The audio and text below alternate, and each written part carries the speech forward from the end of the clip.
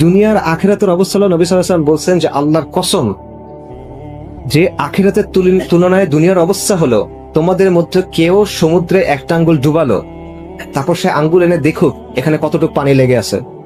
এই যে সমুদ্র, এটা হলো আখিরাত। আপনি আঙ্গুল ডুবানোর পরে হাতে যেটা লেগে থাকবে, এটা হলো দুনিয়া।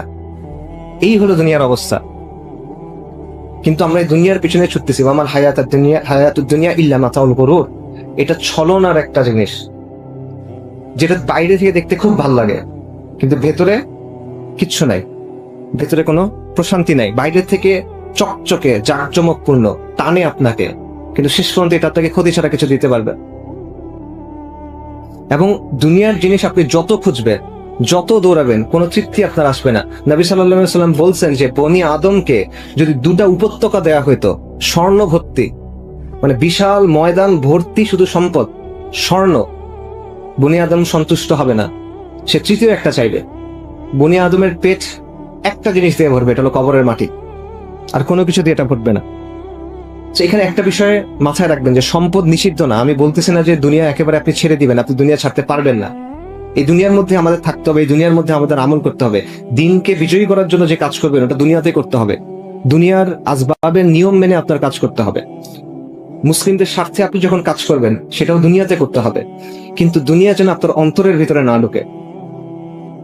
সম্পদ হারাম না যদি আপনি এটা হালাল ভাবে উপার্জন করেন, যদি আপনি এটা সঠিকভাবে খরচ করেন, যদি এটি আপনি দ্বীন ইসলামের জন্য খরচ করেন, যদি আপনি যখন প্রয়োজন হয় নিজের সম্পদ আল্লাহর জন্য দিয়ে দেওয়ার জন্য প্রস্তুত থাকেন, এবং যদি আপনি দ্বীনের জন্য বেশি খরচ করেন আর নিজের নফসের জন্য কম খরচ করেন। কিন্তু এটা মাথায় রাখা যে এই ভারসাম্য রাখা অত্যন্ত কঠিন। সালাফুস সালেহিন থেকে কথা আছে যে ওনারা বলতেন যে সব গুনার শেকড় কি?